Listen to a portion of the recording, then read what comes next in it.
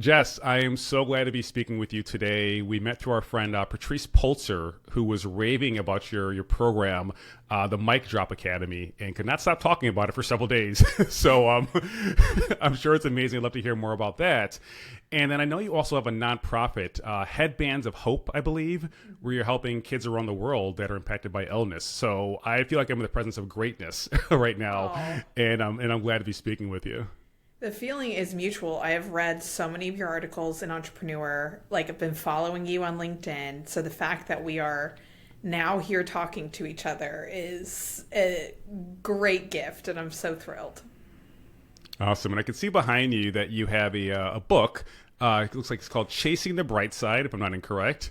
And I want to hear more about that. So you're obviously an author, you're a lecturer, a speaker, you have amazing courses. But what would you say to someone if you met them on a plane and they asked you about yourself, but you could not say what you did? Oh, that's such a good question. I would say, if I couldn't say what I did, I like to simplify the complex for people. I think that we make things too complicated, whether that be entrepreneurship or speaking or writing. And so if I could say like what I do without what I actually do, I like to simplify the complex and just like make things feel attainable to someone. I like that. And I try to do the same, not to copycat you, but I'm surprised at how many experts out there try to make the simple sound complex so they can charge more for their work. A lot of people do the reverse. You're so right. And I'm like, people don't want to have to think that hard. I don't want to have to think that hard. So just tell me what I need to do, or give me like a lesson that a kindergartner could understand. And you know, it seems like people pay for the immense groundbreaking. I've never thought of it before, but I find that people are more attracted to just the simplicity and like help me get from A to B with the least amount of friction and tension as possible. So yeah, I like to simplify the complex. Yeah. I love it. And all of you listening can't see, but behind Jess there's this huge sign that says The Bright Side. She has her 2 books here, Chasing the Bright Side. So let's just learn more about the bright side. Like, what is this? What's that concept? Well, before you say, okay, Hakuna Matata, this girl is like toxic positivity, I think that, you know, my first book, Chasing the Bright Side, came from realizing that like optimism is actually born in the darker moments. My husband is like naturally optimistic. I always joke he's like the Finding Nemo, wakes up like the sun is shining, the tank is clean, like everything's great. Where optimism for me is something that had to be trained. And I think that that's like a lesson in thought leadership, is a lot of time the thing that you teach to others is the thing that didn't come naturally to you. You know, the thing that you had to will yourself to learn and to practice.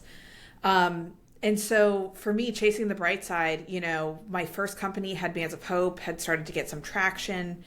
And I wanted to share, you know, the mindset shifts and how I did it, but I wanted it to be in a really honest way.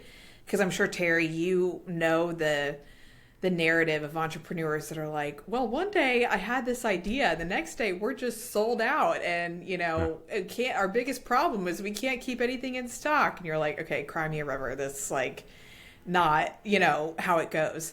And so I wanted to tell the real story of starting my first company, including just some of the dark parts of it, and how we can like train ourselves to believe in better. And so believing that optimism is like less of a mood that we're in of like forced positivity or happiness, and more of a strategy that we can adapt to do good.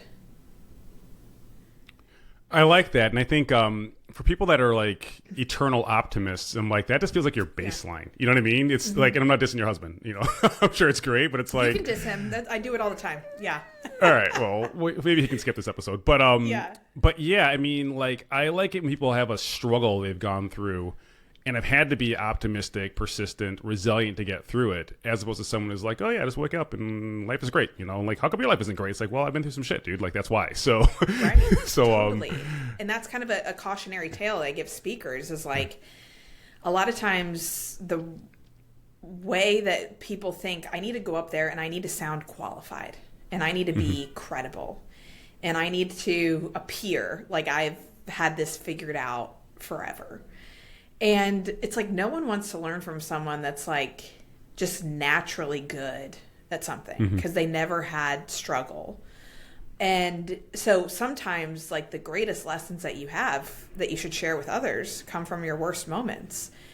And so it's not about like making yourself appear good or credible. It's about like, what is the stories and things that I can share that is going to best serve the people in front of me. And sometimes they're not the most fun things to share. Yeah. Yeah. Speaking of not fun things, I think of math, because my best math teacher ever was horrible at math. He told us, so he's like, growing up, I was horrible at math. I know what you're going through. I don't know how you're struggling, but I also know how to overcome this challenge that you're having. And that's why he was such a good teacher, because he was not good at math. So to your point, there's all these experts who are like, I'm perfect. Like, here's how you do it. It's like, well, you don't know how to explain this to someone who's not perfect and to someone who's struggling, because you're so gifted naturally that you're disconnected from the struggle. And as a result, you can't help people navigate through that. Yeah, exactly. I think the way you said disconnected from the struggle, that is huge, because people need to be able to, like, a lot of resistance I hear from women who want to be speakers is like, well, I'm not successful enough, or I need to do XYZ thing before I can go up there, or I need to have a TED Talk that has millions of views. But the thing is that someone in the audience needs to be able to like connect the dots between where they're sitting and where you're standing. So if you are standing on this like untouchable pedestal of someone who is just like disrupted a whole thing and made it look easy and blah, blah, blah, it's going to be really hard for someone who's sitting in the audience to say that could be me. But if they're still connected to the struggle and the process of what it felt like to get your first rejection letter, or what it felt like to launch your website and the only customer was your mom, like, then you're like, oh, I get that. And if she could get past that, then that could be me. And so the relatability part and the connection to the struggle is so key to connecting with people. But sometimes we're too focused on being credible and being worthy of being on stage that we're just losing that because we're trying to prove ourselves. Yeah. Yeah, you're losing the audience because, like, again, they don't feel that connection, and sometimes those moments of pain are when you make that connection. So it's vital.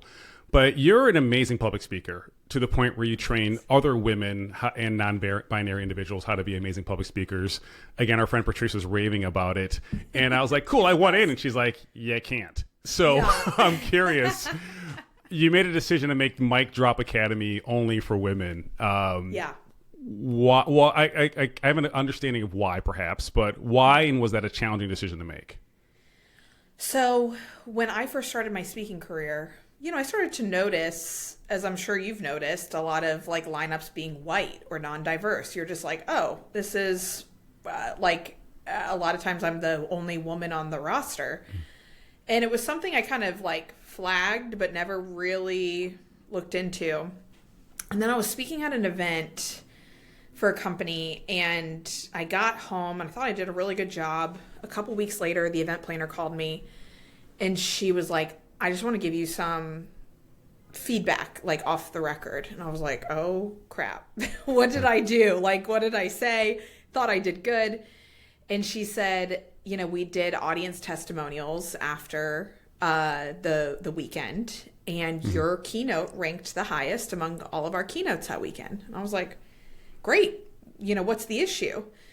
And she goes, I just wanted to let you know, we paid you $8,500 to come speak. And we paid our morning male keynote $50,000 to come speak. Well, she was like, you need to raise your rates.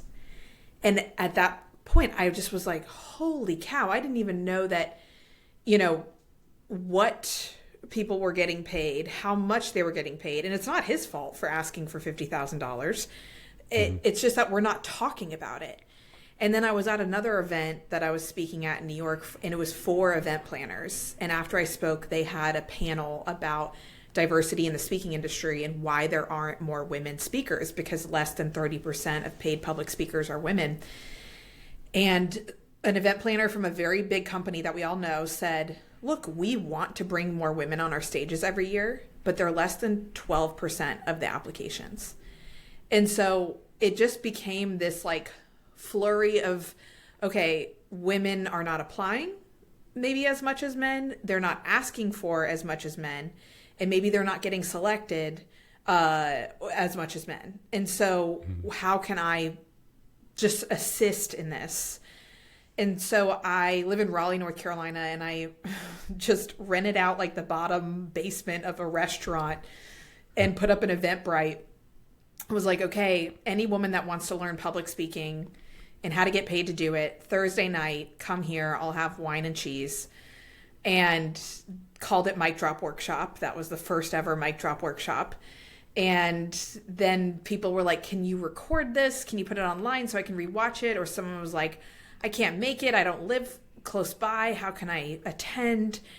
And I was like, I guess I'll, try to put this in a course. And that was famous last words. And now Mic Drop Workshop has helped thousands of women, get paid speaking. And Patrice did Mic Drop Academy, which is our live coaching program for women who are already speaking and looking to scale, since she already has a developed speaking career. But Mic Drop Workshop is our foundational, how do I do this, get my first paid gig, develop my talk, all of that. So it's been, you know what it's been? It's like, I think sometimes you hit a certain point, and for me it was when, a little bit before I had kids, but definitely when I had kids, where you start to think about how you measure your success. And it was like, for me, for so long, it had been, how many stages can I get on? How many books can I write? How many, things can I do? And you just learn that like, you're only one person. That's exhausting. And it's also very limiting to only measure your success based on your own personal bandwidth and reach. And so when I created something that, was not about how many stages I could get on, but how many stages I could help women get on, it just became a way more scalable way for me to see success, because it's not about me anymore. And so it's taught me a lot too, just about like how I think about my success and my legacy is maybe not how much I can do, but what systems and processes and businesses can I create that help other people do it. And it started all in the basement of a restaurant. So that's amazing. And on my end, I'd love to be a member, since I'm an ally of Mic Drop Academy, but I'm guessing that's going to be a hell no, but that's all right. But we'll talk. But one thing, we'll take that offline. That way we don't have to make it definitive. But no, your point about like, what can you do in this limited amount of time that we have as parents? And for everyone listening, you may not be able to know, but probably can't tell, but Jess is expecting relatively soon. So if we have to cut it short, that's why. Yeah, might happen on this podcast. Yeah. Yeah, but I mean, with me, I've 4 living children, and unfortunately lost one. So I just, I'm low on time, so I have to maximize my impact. And like we were saying before we started recording, for years I never talked about losing my son TJ on stage, because I just didn't feel comfortable. I didn't know how the audience would respond, and it just, I don't know, there's something was holding me back. But something pushed me forward about a year ago, and the response was just amazing, which I've talked about before. But that is really what was the spark for this podcast, where people like you and I talk about our most challenging times that we've had, how we overcome them, and then hopefully pass on some guidance to our audience as well. So this is me teeing you up to share your story, whatever you feel comfortable with. Before you do that, can I ask, like, what was the shift for you that you finally said, I'm going to talk about TJ on stage? I was not prepared to answer questions on this show, but yeah, I'll explain it this way. I was at a mastermind right before a ConvertKit conference, and during the mastermind, there's like 12 of us in the room, and the conversations got very, very deep and vulnerable. So people that you and I both know, who are very high performers, literally in tears because they're not making as much money as people think they are. and they feel like a fraud. Other people just having challenges overcoming their childhood. Like they grew up poor, like no plumbing in the house, and like they're younger than me. So like not having plumbing, in the 80s is a real thing. And just crying, feeling like they just still don't fit in. So just being in that, like that just community, that tight-knit community of people just getting real and getting vulnerable. I shared my story about losing my son in that small audience. But the next day I was the opening keynote at that conference, and I was like, you know what? I'm just going to let it loose. Yeah. And that micro experience is what made me feel comfortable doing the macro one.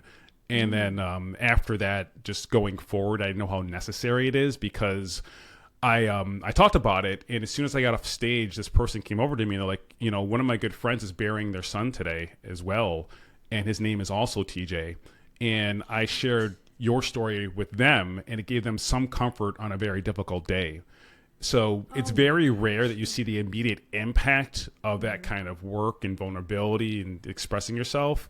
But for me, it was within minutes. And that's when I was like, I have to keep on going along this path, even though it is challenging at times. Wow, that just gave me goosebumps. But yeah, I think you hit it on the head of how can you try things in a micro way to almost rip the Band-Aid of doing it in a macro way. I think a lot of talk around entrepreneurship and stuff is like, go for it, go all in, go down the black diamond, skip the bunny hill. And I'm like, no, what ways can we make the world feel smaller before we do something big? I'm all for that. But I had an experience of telling a story on stage that I actively my whole life tried not to tell. And it's about my family, losing all of our money to Bernie Madoff when I was in high school. And then also Bernie Madoff is my uncle. So we are related to him. And it was like this skeleton in my closet that was like, no one can find out about this. I think that's also almost what fueled me to start Headbands of Hope and so many other things, where I'm like, I just want to run as far and as fast away from this experience as possible. But then when I started writing Chasing the Bright Side and like truly wanting to tell the story of like, how did I start to develop this muscle of believing in better and pursuing it, it started with Bernie. And it started watching my parents, be entrepreneurs and feel like they did everything right and line up for, financial graduation of retirement, and then only to realize that they're back in kindergarten again, and watching my 80-year-old grandparents be retired and start their own cab driving company because they needed to make money again. And, I only recently started telling this story on stage. I wrote about it in Chasing the Bright Side, and same things as you, where I was like, oh, this will be a distraction, or this, I can't possibly, how do I tie this back to professional, like what I'm doing today? And I've learned that it is like the human parts of us and the parts that make us us are so important to share, because it's what adds context to what we know now. We didn't wake up one day saying, I'm going to teach people optimism, or I'm going to teach people how to start a business. It's like, well, what was the actual root of it? Is such a gift that you can give the audience to be able to go on that journey with you, just as you do talking about TJ. Yeah, and I think there almost is a bright side to this experience when you use it to humanize yourself and to say, hey, look, I've been through some stuff too. I'm not perfect. Here's where I am now. Yeah. But what I'm wondering though, and we can punt on this one if you want though, like if Bernie Madoff, for years that was your uncle who you clearly loved, and then, stuff went down. There must have been some kind of strife where you're like trying to distance yourself from this person, but it's also the person you remember from like, summer vacations when you were younger, who's, you're playing with and all this stuff. And I don't know if he has like kids that you're close to as well, but like, what was that like, as much as you feel comfortable sharing? Yeah. Well, I would be lying if I said Bernie was like a big part of our family growing up. And it's almost like when he went under, now you know why. You're like, oh, because you were hiding this major secret. Like there's, family reunions and stuff, but nothing that I wouldn't have called him a close family member. But I think the thing that is interesting that I only recently started talking about, and I didn't put it in the book, is that we actually developed more of a relationship after his crime than we did before. Because 17-year-old me was wanting to be a journalist and thought, and I was like naive and far enough removed to where I could be like, I obviously wasn't feeling the weight of it as my parents were. So I found out that he was in prison in North Carolina, where I live, and like 2 hours away from me. And so I would go and visit him and ask why he did it. And it was like a different person, because everything he had been hiding was now out. Like I had never heard this man say more than 3 words, and he would not stop talking for 2 hours, when I would go and visit. I will say eventually the visits, the more comfortable he got in prison, the less remorse he had for what he did. And so then that's when I stopped going. I could sit and listen to someone with remorse, but I couldn't sit and listen to someone who could justify it, which is what the longer he was in there, the more he started to do, which, I understand, because you're just trying to live with your own thoughts. But yeah, I developed more relationship after he came clean than before, which I felt guilty about for a while too. Yeah. I don't want to keep on poking at this. Thank you. But I don't want to keep on poking at it. I don't think it's necessary. I want to share something, and I don't know where I'm going to go with this, but after losing my son, I mean, there's stages that you go through, right? So obviously there's a lot of grief and sadness, and even anger, and I don't know who I was angry at. But what I did initially, like after getting out of that, is just try to stay as busy as possible to distract myself and to not like fixate on what happened. And I was plugging away like that for like over a year or so, I would say, like just trying not to slow down. And as I began to sit with it and just think, what can I make from this? Instead of like, how can I run from it? That's when things got better. And I remember like just walking to my gym, which is where I would go to get like frustration and like, sadness out. Yeah. There was always this Maserati parked out front that said Dr. TJ on it. And it would just drive me nuts. Like every time, I'm like, Dr. TJ, damn it. Like, my son could have been a doctor, an engineer, or a carpenter, all these things. And it was in my face. And I was talking to one of my friends about it. And he's like, why don't you just walk the other side of the street? Like walk around the car. And that's when I realized I was forcing myself to experience this. Because I didn't want to like just forget about it. And then I started thinking, well, what can I do about this, right? What can I do to make something out of this? And again, my son's name is TJ. So TJ Rice sounds like a great name for an athlete. I'm like, yes, so I'm all hyped about it and everything. He's going to be a legend one way or another. And I realized, he's never going to be a legend on the field or at work, but he can have a legacy. And I can be a part of that legacy by sharing his story and how I was over to, I don't want to say like get over it, but get through it in an effective way. And it's made me more mindful. It's made me more empathetic because I never know what other people are going through, just like people didn't know what I was going through. It's made me more appreciative of the moments between moments instead of always waiting for like the next big thing. It's like, no, like right now living, like this is it, right? This is the big thing. So with my children, I'm more appreciative of them without feeling guilty when I yell at them, because sometimes they do get on my nerves. But it's just been an amazing way to confront the emotion that was holding me back and saying, what can I do with this going forward to help other people as well as myself? And I feel like you did something very similar. Your whole family did. I mean, if your grandparents are starting taxi companies and stuff, like that's, they were probably just going to skate off into retirement, but they found a new purpose. And I don't know if, we keep on using the term bright side, if there is a bright side to this, but it feels like, your legacy, your family's legacy is cemented in being resilient and not giving up and not, falling into depression and all this other stuff. So when I hear you speak about it, I know it's painful and I don't want to keep on poking at it, but that's what I hear. I appreciate that and that perspective. And one of the things that I think about with this, and I feel like one of the things that it taught me is like, and I talk about this on stage, is the difference between our experiences and our stories. Like, can't control our experiences. I can't control what happened. I can't control if my dog just started barking during a podcast interview. I can't control, if our flight gets in on time. Those are all of our experiences, but our story is exactly what you said, is, okay, what am I going to make of this? And what am I going to make this mean? How do I internalize this? And what happens next? And those are all things within our control.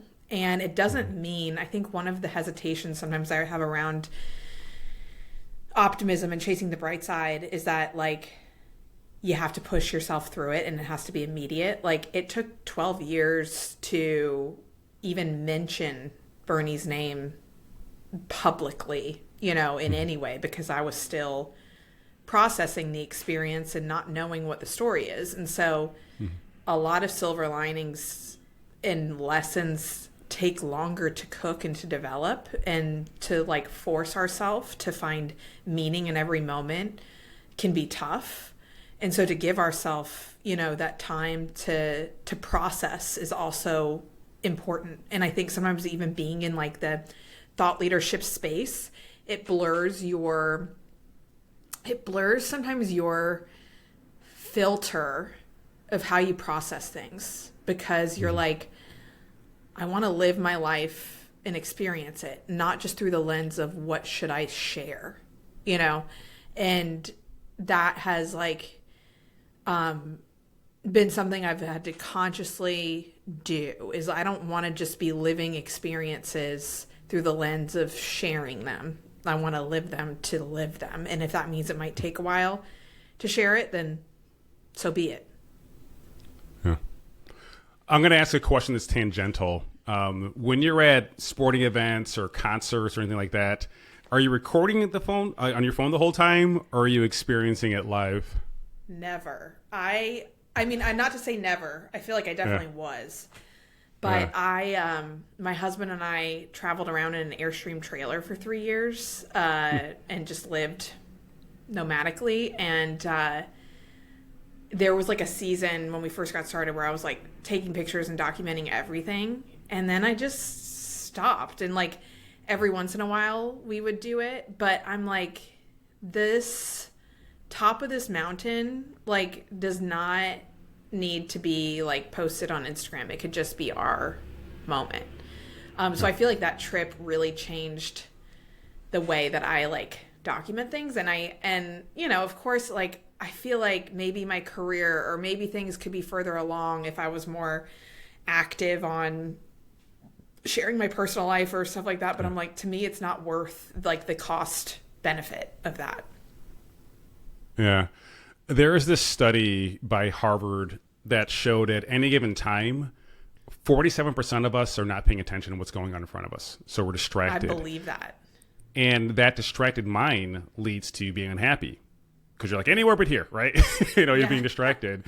So if you want to be happier, just pay attention. But I think you can't pay attention if you're trying to take a picture and like capture every moment, trying to like, get as much juice out of it as you can. So totally. That's where I think mindfulness comes into play. And the more mindful we are, the more we are aware of our current situation, then first of all, realize, hey, things aren't that bad. Like you don't have to keep on distracting yourself, and just experience it, but don't try to hold on to it forever. There's something else cool coming up. You'll go experience that too, but don't have like that scarcity mindset where you have to capture every moment of this concert or else you're not going to enjoy it.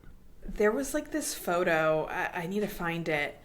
I think it won a Nobel Prize. It was this guy sitting on a boat and a whale was like breaching right in front of the boat. And he was like looking at his phone, and that was the photo. And it's just like holy cow, what we miss when we're like our heads are pointing down. And I feel like having my daughter has like really put that into perspective, because I think about, like, what does she see? Like, she's a blank slate. What is she seeing and what is she learning? And if she's learning that, like, oh, mommy and daddy look at these square things in their hands all the time, then like that's not the message I want to send. And so it's really like caught me in exactly that, of like, how much am I actually present and paying attention, because I want her to learn that, you know, and it's put this mirror up to myself. Yeah. It's tough sometimes though, because you're like, I'm trying to book tickets to this show that you want to go to, or I'm trying to register you for like summer camp. So I think the awareness of it is very important. We can't always like adhere to it, but the awareness, like, you know, what are my kids seeing right now? And it's like, Totally. I think that's one of the benefits of being a parent, is because you're trying to instill all these values into a kid, but it's like they're only going to do what they see you do, right? So it's like you have to learn it and live it and then teach it. You can't just like, you know, teach it, because they're not going to listen to you. Yeah, and like you said, it's just like there's an awareness, but it doesn't mean you're going to be perfect. And like my daughter is 1.5 years. She understands some, but she doesn't understand a lot. And like even just learning to like apologize to her and own up to things that, like, I'm sorry, you know, mommy shouldn't have yelled at the dog barking at the mailman. Like, that wasn't nice. And even just being able to show her how to own your imperfections and move on is something I'm actively trying to do. And so, yeah, it's just an interesting... Parenting is a very interesting social experiment for yourself.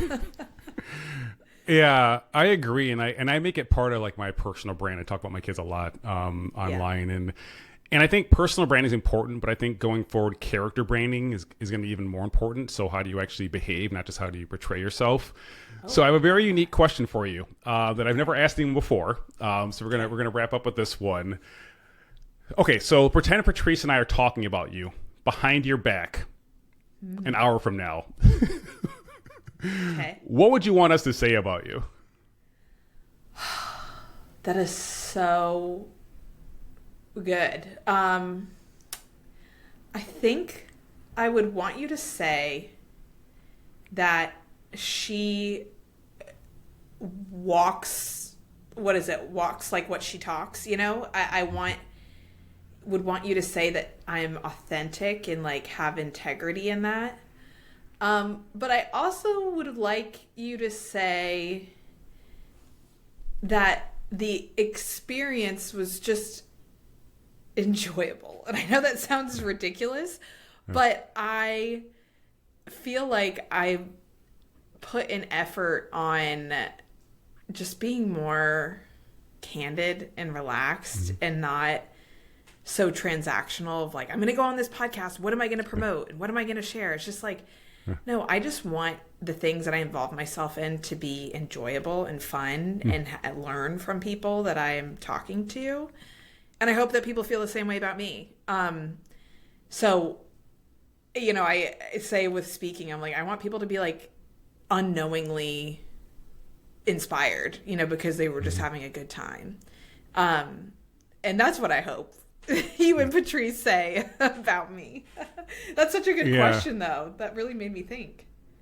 Yeah, well, you can borrow it. And it's funny because like my personal philosophy is live your legacy.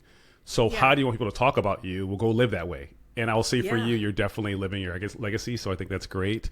And you used the term, you said something about inspiring. What was the word you said before it, though? You said accidentally inspired, or accidentally inspiring. I like that because there were so many speakers who are like, I'm going to be inspiring. It's like, bro, like, we get it. Can you just like, can that be less like require less effort on your end to be inspiring? Yes. Like, just tell your story, connect, and move on. Like, I literally, you know, I feel like videos on TikTok are like playing the slot machine. You never know what's going to happen. But I did just have like a video that hit like millions of views. I'm like, okay, what one was it? And it was when I said, like something that a speaker should never do. This is like how you lose an audience. And it's when a speaker goes up and says like, good morning, everyone. And people say, good morning. Oh, let's try that again. Good morning, everyone. Yeah, I know. Like it triggers something in you. Yeah. Because the speaker, is now, okay, this is about making you feel validated. This is about making you feel important if that first greeting wasn't good enough for you. And it's the same thing as like telling people that they're about to be inspired. Don't tell me what's about to happen to me. Just show me. And so, yeah, you and I have the same thoughts around that. Yeah. Yeah. It's like telling some of your good listeners, like, bro, just listen and stop talking about it. Like, just listen. Like, yeah. like, I don't get it. To hear qualities about you. I just want to discover them. Yeah. Yeah. So, Jess, I know you said you're not here to promote anything or sell anything, but what do you want to promote or sell? How can we support you and learn more about you? I dropped that, Terry, so you would ask me. No, I mean, obviously, if any women listening are interested in public speaking, you can go to micdropworkshop.com. But I would say my favorite place to like meet people and follow along, I send out a hype text every Monday with like a thought or a quote or a prompt for your week. So you can text me the word hype to 704-228-9495. And it's actually it's not a robot. It's me on the other end. And so I read the text. Sometimes I respond when I can. So let me know what you thought of this podcast too. Yeah. Awesome. Jess, this has been amazing. Thank you very much. I will say that you are effortlessly engaging. So thank you for this experience. I appreciate it. I appreciate it. I'm glad we could finally do this. I feel like we followed each other for a long time, but this is like the first time we've talked. Yeah, it's going pretty well. Yeah, I think should do it more often. Well. Yeah, let's do it again. Thanks, Terry. Awesome. Thanks, Jess.